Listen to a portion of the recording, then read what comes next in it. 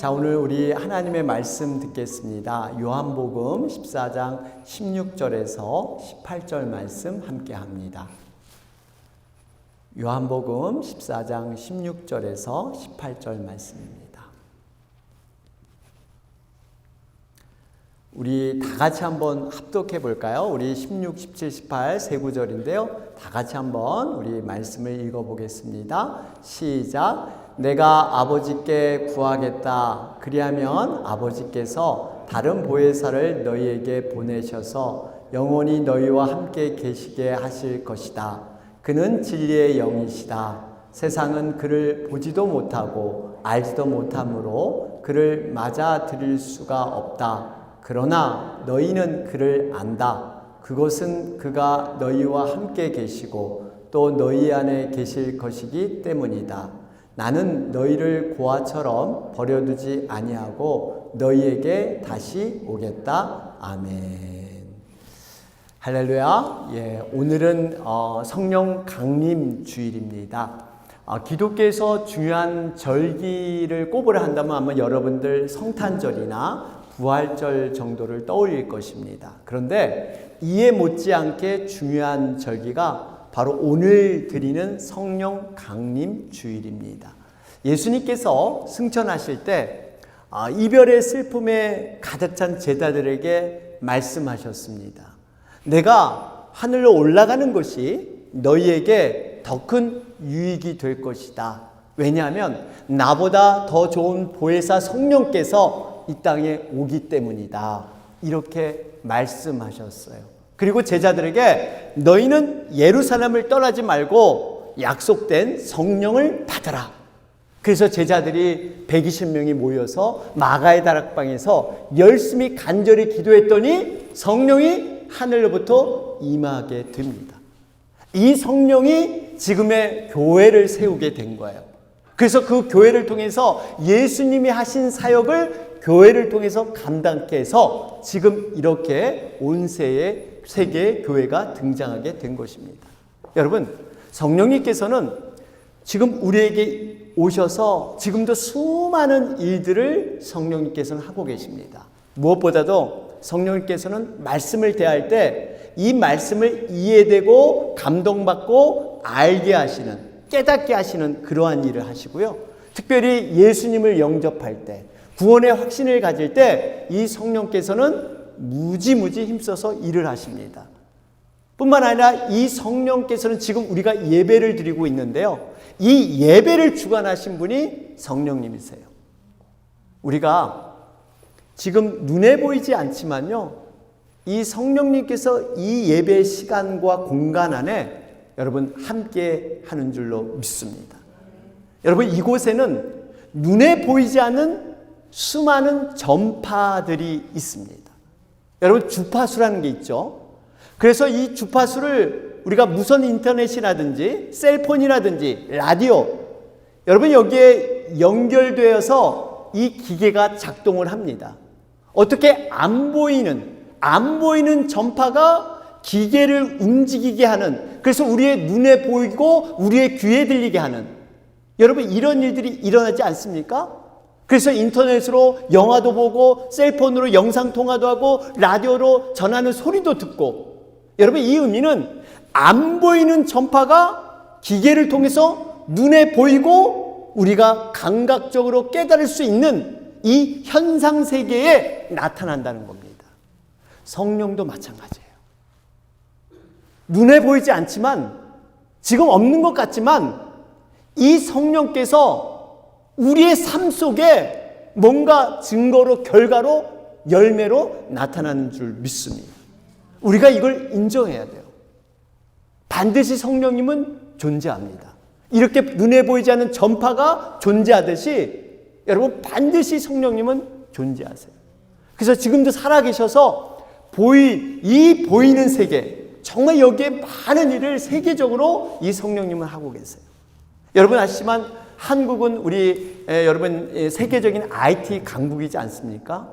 인터넷이 연결만 되면 어디에나 가능해요. 땅속에서도 지하철, 달리는 버스에서도 인터넷만 연결되면 기계가 작동이 되게 되어 있습니다.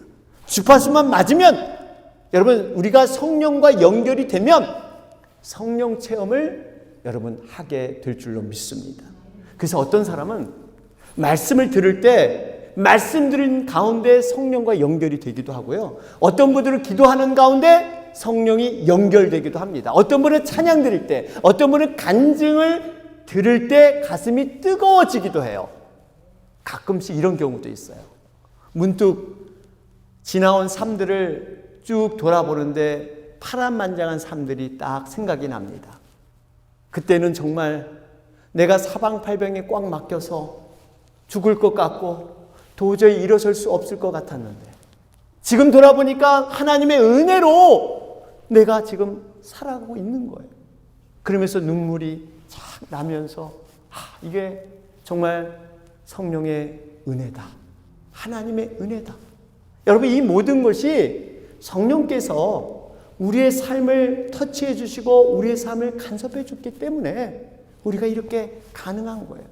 여러분, 성령께서는 특히 이 예배를 주관하고 계시는데 요한복음 4장 23절 24절을 보실까요?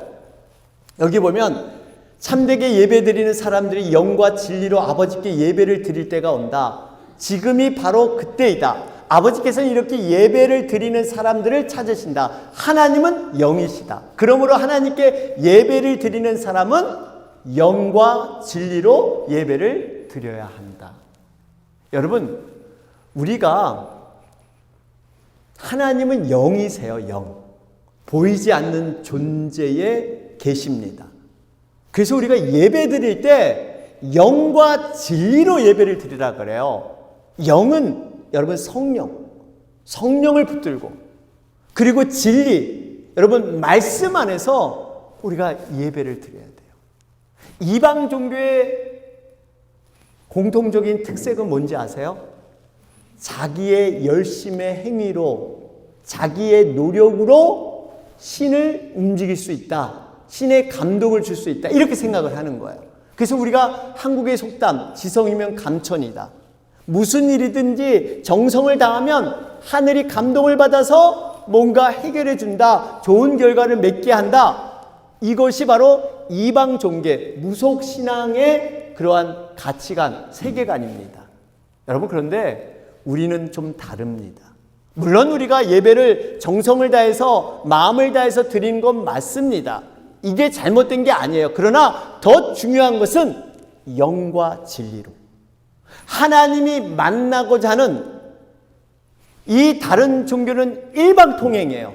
그저 내가 갖다 들이대고 내가 뭔가를 얻고 내가 요구하는데, 우리 하나님은요 쌍방통행, 함께 소통하길 원합니다.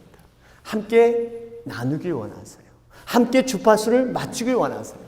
그렇기 때문에 우리가 하나님의 방법, 바로 영으로 우리가 예배해야 될 줄로 믿습니다.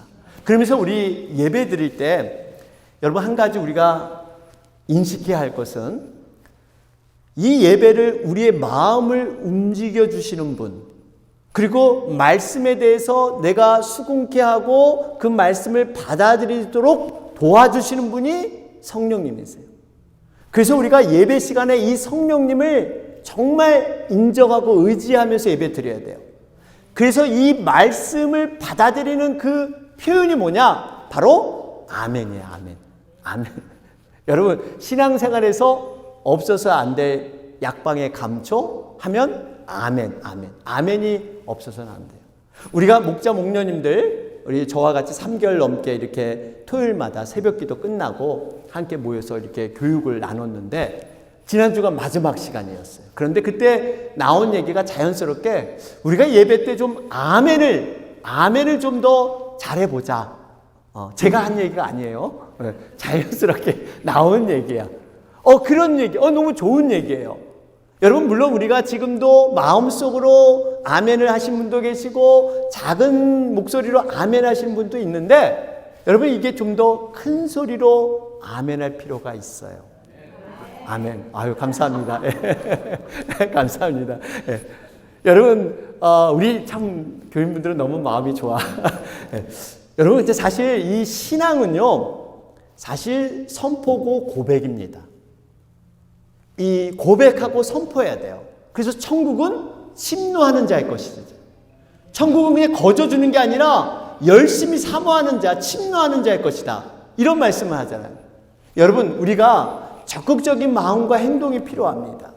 제가 이제 그래서 다음 주일에 이 아멘에 대해서 좀 자세하게 설명을 드리려고 하는데, 대략 이렇습니다, 여러분. 이 아멘은 하나님 말씀에 대해서 내가 아멘 한다는 것은요, 내가 그렇게 되기를 바란다, 정말 그렇게 참으로 진실로 맞습니다 하면서 그것을 나의 것으로 받아들이는 거예요. 하나님께서 주시는 그 복과 하나님의 능력을 내 것으로 소화하면서 내가 그것을 받겠습니다, 내가 동의합니다, 하늘의 복을 내가 누리길 원합니다 하는 이 고백이 바로 아멘에 있는 줄 믿습니다. 여러분, 구원의 확신을 어떻게 고백해요? 구원의 확신을 어떻게 합니까? 마음으로 믿어서 입으로 시인해야 돼요. 마음만 있으면 안 돼. 입으로 시인하는 게 있어야, 표현이 있어야 구원의 확신이 완성된다는 것입니다. 그렇기 때문에 우리가 마음에 있는 것을 여러분 입술로 고백하시길 바랍니다. 그것이 바로 내가 하나님의 복을 취하는 그러한 방법이다라는 것입니다. 자, 그러면서 오늘 본문 요한복음 14장 말씀을 보면 예수님께서 십자가 죽으심을 앞두고 마지막 설교하신 고별 설교의 한 부분입니다. 예수님께서는 자신이 이제는 십자가에 달리시고 미래의 일에 대해서 제자들에게 알려주시는데, 특별히 성령에 대해서, 성령님은 어떤 분이고 앞으로 어떤 일을 성령님이 할 것인가에 대해서 말씀하신 부분이 바로 오늘 본문의 말씀입니다. 여러분, 성령님은 어떤 분이실까요? 오늘 우리 본문에서 제가 두 가지를 통해서 말씀을 드리고자 합니다. 성령님은 어떤 분이시냐? 첫째로 성령님은 보혜사 성령이 되십니다. 보혜사 성령.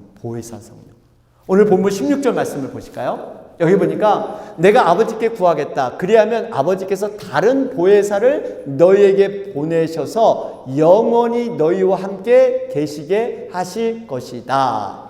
여기서 이 보혜사라는 의미가 뭐냐? 보혜사는 여러분 이 원어로 파라클레토스란 말을 써요. 이 파라란 말은 뭐냐면 곁에라는 뜻이에요. 곁에. 그리고 클레토스, 이 클레토스는 부름을 받았다 이런 뜻이에요. 그러니까 이걸 합하면 곁에 돕기 위해 부름받은 자 이런 뜻이 있습니다. 그러니까 보혜사 성령은 뭐냐? 바로 우리 곁에 도움을 주기 위해서 부름을 받은 자가 바로 보혜사 성령인 줄로 믿습니다. 근데 여기 다른 보혜사라 그랬잖아요. 그러니까 예수님도 보혜사 역할을 하신 거예요. 보혜사. 예수님도 보혜사로 정말 우리를 위로하시고 도와주시고 치료해 주셨잖아요. 그런데 내가 아닌 다른 보혜사, 그게 바로 성령인 줄로 믿습니다. 한 가지 우리가 알아야 할 것은 예수님은 육신을 입고 오셨어요. 몸을 입고 오셔서 시간과 공간을 초월하지 못하는 한계가 있으셨습니다. 그렇죠? 그래서 제자들과 옆에 함께 계셔야 했고, 병을 고치려면 병자를 직접 만나야 되는 이런 한계가 있으셨어요. 그런데 다른 보혜사는 시간과 공간을 초월해서 우리에게 놀라운 능력으로 여러분 함께하는 줄 믿습니다. 이것이 얼마나 우리에게 놀랍고 감사한 일인지 몰라요. 여러분, 2024년 작년을 기준으로 전 세계 기독교 신자가 25억 명이래요. 전 세계 인구가 지금 80억인데 그 중에 31%에 해당되는 숫자입니다. 이 많은 나라 중에 200개국, 200나라 이상 기독교를 믿고 있습니다. 지금 이 시간에도 수많은 곳에서, 수많은 나라에서 이렇게 예배를 드리고 있고요. 예수 이름으로 이 믿음을 선포하고 이렇게 살아가고 있어요. 그런데 놀라운 믿음의 능력이 동시다발적으로 지금 일어나고 있다는 거예요. 어떻게 가능해요? 바로 이 성령의 능력이 여러분 하신 줄 믿습니다. 지금 그런 일들이 일어나고 있는 거예요. 여러분, 이 보혜사 성령은 구체적으로 어떤 일을 아주 구체적으로 하느냐? 첫 번째로 보면 요한복음 14장 26절에 나왔듯이 가르치세요. 먼저 우리를 가르치고 깨닫게 하십니다. 여러분, 그래서 우리가 먼저 이 깨달음의 은혜가 있어야 돼요. 말씀을 깨닫고 하나님이 주신 그 은혜의 의미를 깨달을 줄 아는 깨달음. 그 깨달음을 우리는 먼저 획득해야 합니다. 14장 26절 뭐라 그래요? 그러나 보혜사 곧 아버지께서 내 이름으로 보내실 성령께서 너에게 모든 것을 가르쳐 준대요. 내가 너에게 말한 모든 것을 생각나게 한대요. 여러분, 우리가 요즘 삶 공부를 진행하는데 이 삶 공부는 제가 진행하는 게 아니에요. 사람이 가르치는 것 같지만 사실 성령께서 이 말씀을 깨닫게 하고 가르쳐 주시는 줄 믿습니다. 그래서 우리가 말씀을 대할 때 뭐가 필요하다? 기도가 필요하다. 왜 기도가 필요할까요? 성령께서 이 말씀을 깨달아서 나를 알게 하게. 성령의 말씀이 깨달아지면 그 영혼이 10년 가운데 말씀이 못 바뀐 것 같이 바뀌어요. 그래서 그 말씀 때문에 삶에 변화가 일어나고 삶에 놀라운 믿음의 성장이 일어나게 될 줄로 믿습니다. 이게 성령께서 하시는 거예요. 성령은 또 구체적으로 뭘 하시냐면요, 복음 전파를 도와주십니다. 복음 전파. 영혼 구원할 때 성령께서 적극적으로 개입하세요. 예수님께서 우리에게 마지막 당부하신 말씀이 뭐예요? 땅끝까지 이르러 내 증인 되리라고 그랬잖아요. 그런데 이거는 내 힘으로 증인의 삶을 살 수가 없습니다.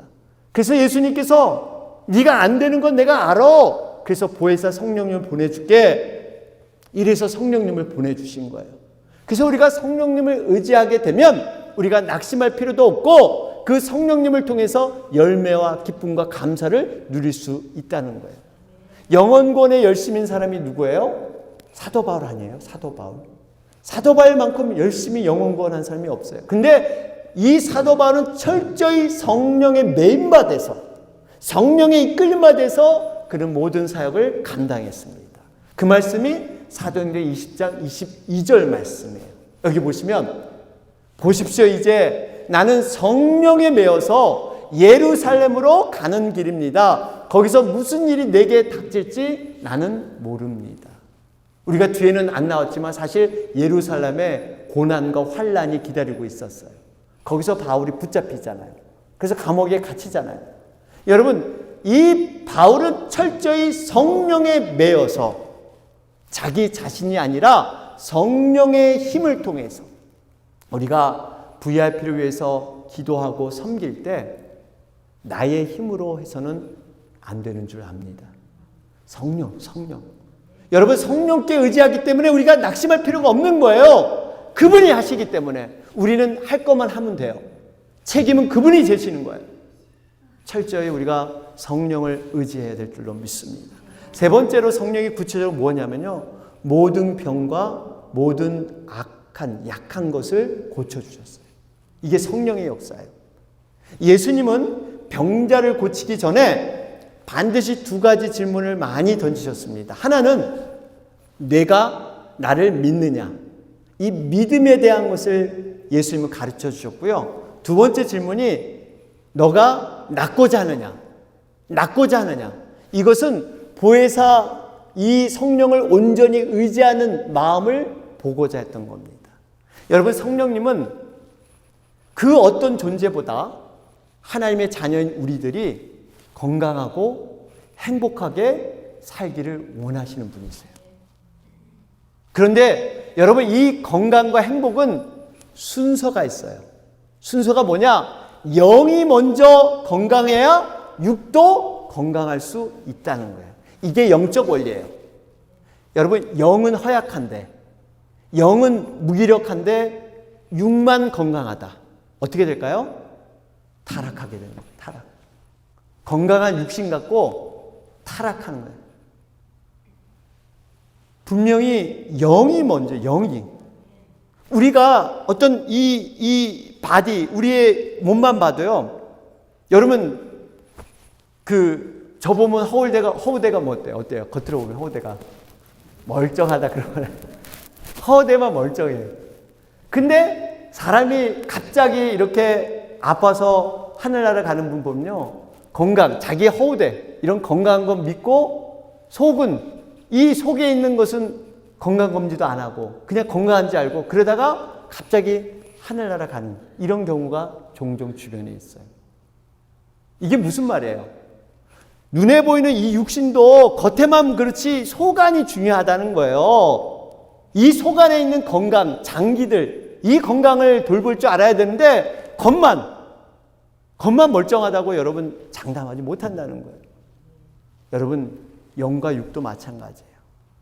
우리의 뱃속의 장기가 보이지 않듯이 우리의 영혼이 보이지 않는다고 해서 여러분 무시해버리면 하루아침에 인생이 무너질 수 있다는 거예요. 영이 잘된 것 같이 범사가 잘 될 줄로 믿습니다. 요한 3서 1장 2절 말씀 보세요. 사랑하는 여, 나는 그대의 영혼이 평안함 같이 그대에게 모든 일이 잘 되고 그대가 건강하기를 빕니다. 여러분, 영혼이 평안하면요 모든 일이 잘 돼. 모든 일이 잘 돼. 그저 감사하고 기쁘고 보람이 되고 작은 것에 행복하고 영혼이 평안하니까. 근데 영혼이 평안하지 않으면 어떤 조건이 되고 상황이 돼도 그걸 못 누리는 거예요. 남이 볼 때 다 부러워하는데 나는 좋은 게 하나도 없어. 나는 별로 그게 안 기뻐. 영혼이 평안하지 않기 때문에. 여러분, 영혼이 잘된 것 같이 범사가 잘 되기를 주님의 이름으로 축원합니다. 이렇게 성령님은 바로 보혜사 성령님, 이 보혜사이시고요. 두 번째로 성령은 어떤 분이냐면요, 진리의 영이세요. 진리의 영. 진리의 영. 보혜사이기도 하고 진리의 영이기도 합니다. 오늘 본문 17절 말씀을 볼까요? 그는 진리의 영이시다 그랬잖아요. 세상은 그를 보지도 못하고 알지도 못함으로 그를 맞아들일 수 없다. 그러나 너희는 그를 안다. 그것은 그가 너희와 함께 계시고 또 너희 안에 계실 것이기 때문이다. 여러분, 그라고 표현해. 왜 그라고 표현했을까요? 성령은 인격이기 때문에 그래요. 인격. 사람과 같은 인격이에요. 그래서 우리가 성령님을 어떻게 대우하느냐에 따라서 성령님이 우리를 대우하는 것도 달라질 수 있다는 거예요. 인격체이기 때문에. 여러분, 인격이잖아요. 저 사람 나한테 기분 나쁘게 하면 나도 솔직히 기분 좋게 하기가 꺼려져. 머뭇머뭇거려. 여러분, 인격이라는 거예요. 인격. 그런데 진리의 영이에요. 여러분, 진리의 영이면 거짓의 영도 세상에 존재하고 있다는 거예요. 거짓의 영. 여러분, 이 진리의 영. 그런데 이 진리의 영을 여기 보니까 너희는 그를 안다 그래요. 세상 사람들 그를 알지도 못하고 보지도 못하고 맞아들일 수 없지만 너희는 그를 안다 그래요. 왜냐하면 너희와 함께 계시고 너희 안에 계시기 때문이다. 이렇게 말씀하고 있습니다. 여러분, 우리가 성령이 여러분 함께하고 있음을 여러분 분명히 체험하십니까? 여러분 확신하십니까? 성령이 함께하고 있다. 여러분, 특별히 너희와 함께 계시고 이것까지는 좀 우리가 확신이 없을 수 있는 분이 계실 수 있어요. 근데 너희 안에 계신데 우리 마음에 성령이 계신다. 여러분, 이건 이렇게 우리가 돌아볼 수 있어요. 여러분, 여자분들 이렇게 아이를 임신했을 때 뱃속에 여러분 아이가 생명을 지니고 있다는 것, 이걸 안 느낄 수가 없는 거죠. 갑자기 애가 발로 차. 갑자기 애가 막 꿈틀거려. 이 안에 생명이 있으면 분명히 안 느낄 수가 없는 거예요. 이거는 뭐 어떻게 거짓으로 어떻게 숨길 수가 없는 거예요. 마찬가지입니다. 성령께서 우리 안에 정말 안에 계시면요, 우리가 뭔가는 느끼는 게 달라져요. 내가 과거에 느껴보지 못한 그러한 감정도 들기도 하고요. 어떤 생각이 들기도 하고, 내가 뭘 사물을 똑같은 걸 봐도 내 생각이 달라져. 옛날 같지가 않아. 어떤 사건이 와도 옛날에는 화나고 분하고 막 이랬는데 이제 마음이 그렇게까지 안 돼. 이게 왜 그래요? 내 안에 성령이 계시기 때문인 줄로 믿습니다. 이게 바로 성령이 일하시는 거예요. 이게 바로 이끄시는 거예요. 말씀을 맺겠습니다. 오순절 마가 다락방의 성령은 지금도 살아계세요. 동일하게 우리의 삶 속에 역사하고 계십니다. 우리의 구원의 확신 가운데 고백하는 것이 이제 내가 산 것 아니요 내 안에 사실 그리스도께서 사시는 것이라. 내가 사는 게 아니라 내 안에 계신 그리스도, 이분이 바로 그리스도의 영이 성령인 줄로 믿습니다. 성령께서 우리에게 계시면 적어도 4가지 확신을 여러분은 하시게 됩니다. 4가지 확신. 그걸 제가 목회자 코너에 적어놨는데 4가지 확신을 여러분 분명히 주실 거예요. 첫 번째가 뭐냐? 우리가 태어난 것은 우연의 존재가 아니라 이 땅의 목적과 사명을 위해서 이 땅에 태어났다는 겁니다. 성령께서 이런 확신을 주세요. 여러분, 인생이 가장 행복할 수 있는 길이 뭘까요? 내가 이 땅에 왜 태어났는지 목적과 사명을 발견할 때 여러분 가장 행복하고 안전하게 생각합니다. 이 마이크가, 내 손에 쥔 마이크가 마이크 역할을 할 때 가장 행복하고 안전을 느껴요. 마이크가 앰프 역할을 하려고 그러면 여러분 그때부터 불행이 시작이 됩니다. 많은 인생들이 이 목적과 사명을 발견하지 못하니까 방황하는 거예요. 여러분, 이렇게 하찮은 마이크도 만든 목적이 있고 사명이 있다면 하물며 우리와 같은 이렇게 귀한 존재가 하나님의 우연히 우리를 만들었겠어요? 반드시 사명과 목적이 있다는 사실입니다. 하나님께서 우리를 창조하실 때 구원하신 목적, 만드신 목적, 여러분 이것을 발견할 때 우리는 비로소 인생의 행복을 느낄 수가 있어요. 하나님이 우리를 왜 구원해 주셨을까요? 빛이신 하나님의 영광을 나타내기 위해서. 그래서 우리가 하나님의 그 은혜를 알리는 그러한 역할, 이게 바로 영혼 구원에 있는 줄 믿습니다. 두 번째로 여러분, 성령께서 우리에게 확신 주시는 게 뭐냐? 눈으로 보이고 과학적으로 측정되는 현상 세계가 전부가 아니고 눈에 안 보이는 영적 세계, 영원한 세계가 있다는 것을 성령께서 우리에게 확증해 주세요. 성령께서 아까 가르치고 깨닫게 해주신다 그랬잖아요. 우리가 이 땅의 세상에 살아가는 것, 현상 세계, 눈에 보이는 이러한 모든 것이 전부가 아니다는 것을 성령께서 우리에게 알려주시면서 눈에 보이지 않는 영적 세계가 있다. 이것을 알려주세요. 그래서 우리는 내가 오늘 당장 겪게 되는 어떤 사건과 상황, 그리고 사람들의 관계, 이것이 눈에 보이는 혈과 육으로 이 모든 것이 결론이고 판단을 해서는 안 된다는 거예요. 아까 말씀드렸지만 보이지 않는 전파에 의해서 어떤 기계가 작동되듯이 이 기계가 작동된 건 이 기계 자체가 아니라 전파의 문제다라는 걸 잡아내듯이 이것이 바로 영적 싸움이고 영적 세계에 대한 이해입니다.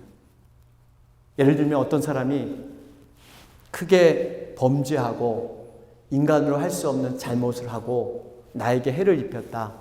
여러분, 이것은 단순히 그 사람의 어떤 인격의 잘못됨과 실수로만 봐서는 안 되는 거예요. 영적 싸움이에요. 영적 싸움. 그 사람을 잡고 있는 그 어둠의 영, 악한 세력이 그 사람을 그렇게 만들어버린 거예요. 그 사람 자체가 아니라 그 사람 뒤에 있는 이 어둠의 영이 그 사람을 그렇게 타락시켜 버린 거예요. 우리가 이 믿음의 세계, 영적 세계를 눈을 열어서 볼 줄 아는 것, 성령이 하시는 일인 줄 믿습니다. 세 번째는 사람이 죽는 것이 끝이 아니고 죽음 이후에 영원한 천국, 하늘나라가 있다는 확신을 성령께서 주세요. 세상 사람들이 왜 죽음이 두려울까요? 왜 죽음이 두려울까요? 2가지 이유예요. 하나는 죽음이 끝이다, 죽음이 마지막이다 생각하니까 두려운 거예요. 여러분 그렇잖아요. 우리가 뭐 음식을 먹어도 마지막 거 이거 아까운 거 먹는데 두렵다? 이건 좀 말이 이상하지만 아까워하잖아요. 이 마지막이라는 거 참 마지막. 그리고 또 하나는 뭐예요? 이 죽음 이후에 어떤 일이 벌어질지 모르니까 두려운 거야. 어떻게 될지 몰라. 물론 성경은 죽음 후에 심판이 있기 때문에 분명히 두려워한다. 그렇죠? 여러분, 이 두 가지 때문에 그렇습니다. 이 두 가지. 물론 거기다 하나 애드하면, 물론 이별의 아쉬움, 내가 살아왔던 흔적에 대한 단절, 이런 것도 있겠죠. 이건 우리 믿는 사람도 순간적인 그러한 아쉬움과 두려움으로 작동할 수는 있어요. 그러나 앞에 두 가지, 여러분, 성령께서는 죽음이 끝이 아니라 영원한 천국이 있다. 영원한 세계로 들어가는 죽음이 그 문이다. 이렇게 여기는 거예요. 죽음 외에는 심판이 아니라 우리에겐 정말 천국의 아름다움, 그 천국의 상급과 면류관이, 보상이 우리를 기다리고 있다. 그렇기 때문에 우리는 죽음조차도 두려워하지 않는. 왜? 영원한 하나님의 나라, 이것이 있기 때문에. 오히려 그 영원한 나라는 죄와 슬픔과 고통과 이별이 없는 영원한 완벽한 하나님의 나라가 있기 때문에 우리는 그것을 두려워하지 않는다라는 겁니다. 성령이 하시는 거예요. 마지막, 여러분, 네 번째로 성령께서는 이걸 확신 주세요. 사람은 창조할 때는 선하게 지어졌지만 타락한 후에 완전히 부패해서 예수님만이 우리를 회복케 하시고 우리를 온전케 하신다는 것을 인정케 합니다. 여러분, 우리는 이 땅에 살아가는데 어떤 존재냐? 용서받은 죄인입니다. 죄는 죄인인데 용서를 받았어요. 여러분, 우리 여전히 이 육신의 타락한 몸을 입고 있기 때문에 우리는 내가 원하지 않는 죄에 빠지기도 하고 실수하기도 하고 넘어지기도 하는 것입니다.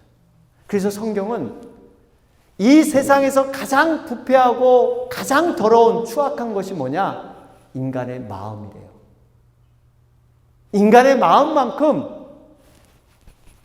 추악한 게 없대요. 부패한 게 없대요. 그렇기 때문에 우리가, 여러분, 스스로 우리가 의로워지려고 하고 내가 어떤 선함을 행하고 사랑과 자비와 어떤 용서를 내가 해보려고 하지만 내 스스로는 결코 되지 않습니다. 이게 우리의 한계예요. 결국 성령의 도우심 아니면 나는 할 수 없다. 이 고백이 우리에게 저절로 나오는 것입니다. 그런데 이 고백이 얼마나 하나님의 기가 막히게 이런 약함과 겸손과 부족함으로 고백할 때 하나님이 주신 유익이 있어요. 복이 있어요. 그것은 강한 성령님을 더 깊이 체험하게 하십니다. 내가 죄인이면 죄인이고 내가 부족하면 부족하다고 고백하는 자일수록 하나님의 깊은 은혜를 체험케 하신대요. 그래서 내가 강해질 필요는 없다. 왜냐하면 강한 그분이 약한 자를 들어 쓰셔서 강함을 나타내기 때문에. 그래서 우리가 혈과 육으로 대항할 필요 없는 거예요. 여러분, 이 영적인 원리, 여러분, 이걸 깊이 생각해야 돼요. 그래서 성경은 죄가 있는 곳에 은혜가 더한다 그러죠. 왜 그래요? 이건 죄를 옹호하거나 죄 지으라는 얘기가 아니라 죄를 민감하게 발견하면 발견할수록 그 사람에게는 하나님의 은혜가 더 크게 임한다는 거예요. 신앙이 성장된다는 가장 대표적인 모습이 뭘까요? 죄에 민감하고, 과거에는 나도 괜찮은 사람이라고 생각했는데 점점 빛 대신 하나님 앞에 가니까 내가 별거 아니야. 과거에 내가 의심했던 그 모습조차도 창피해. 이게 아니었는데. 빛 대신 하나님 앞에 가면 갈수록 내 작은 점까지, 내 작은 흠까지 그 빛으로 가니까 너무 크게 보이는 거야. 하나님, 나는 정말 부족합니다. 나는 이렇게 연약합니다. 도와주세요. 하나님, 도와주세요.